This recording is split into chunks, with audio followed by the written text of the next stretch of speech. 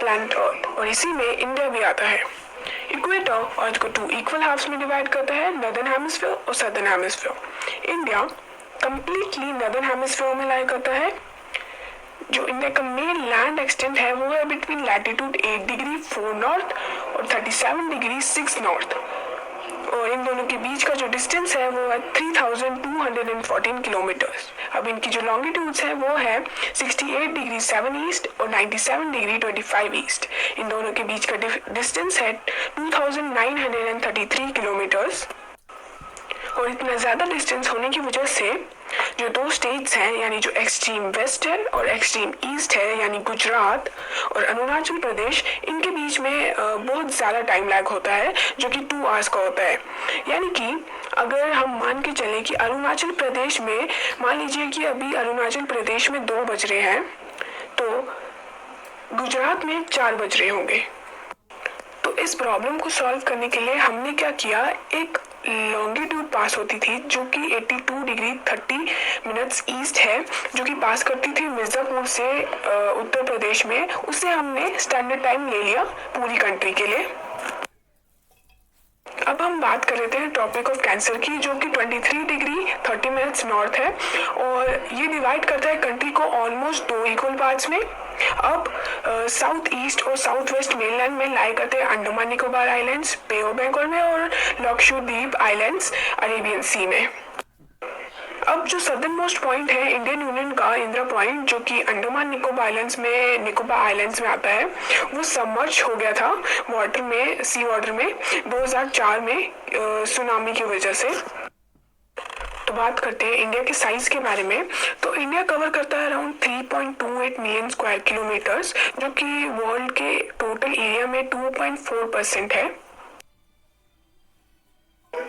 तो अब देख लेते हैं कुछ लार्जेस्ट कंट्रीज। तो सबसे पहले आती है Russia, Canada, United states of America, China, Brazil, Australia और लास्ट में इंडिया।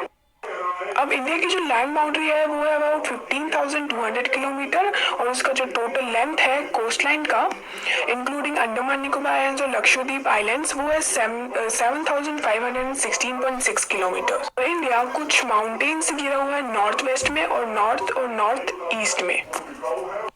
अब साउथ से जैसे हम जाते हैं तो इंडिया जो है वो नैरोअर होती जाती है और इंडियन ओशन की तरफ एक्सटेंड होती है, जिस वजह से वो इंडियन ओशन 2 सीज में डिवाइडेड है, अरेबियन सी और वेस्ट में और बे ऑफ बंगाल ईस्ट में।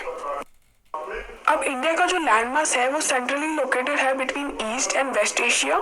इंडिया जो है वो साउथवर्ड एक्सटेंशन है एंशिएंट कॉन्टिनेंट का।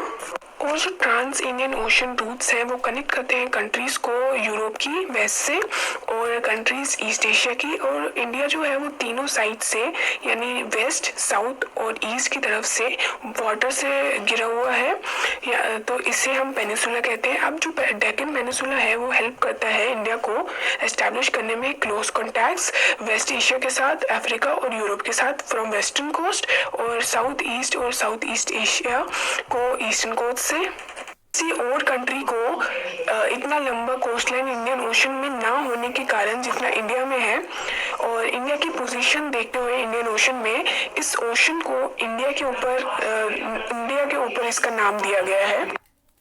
जब से सुएज कैनाल खुला है 1869 में, इंडिया और यूरोप के बीच में जो डिस्टेंस है उसे रिड्यूस कर दिया गया है बाई 7,000 किलोमीटर।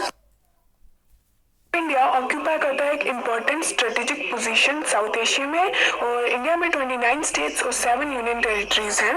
अब हम जानते हैं कि इंडिया किन किन से अपने लैंड बाउंड्री शेयर करता है। तो इंडिया नॉर्थ वेस्ट में शेयर करता है अपनी लैंड बाउंड्रीज पाकिस्तान और अफगानिस्तान के साथ, और नॉर्थ में चाइना, नेपाल और भूटान के साथ, और ईस्ट में म्यांमार और बांग्लादेश के साथ। अब इंडिया के सदर्न में सी के अक्रॉस 2 आइलैंड नेबर कंट्रीज हैं, श्रीलंका और मालदीव्स। और श्रीलंका जो है वो सेपरेटेड है इंडिया से by a narrow channel of sea, जो कि फॉर्म की गई है पाल्क स्ट्रेट और गल्फ ऑफ मन्नार। और जो मालदीव्स है वो साउथ में सिचुएटेड है लक्षद्वीप आइलैंड्स के।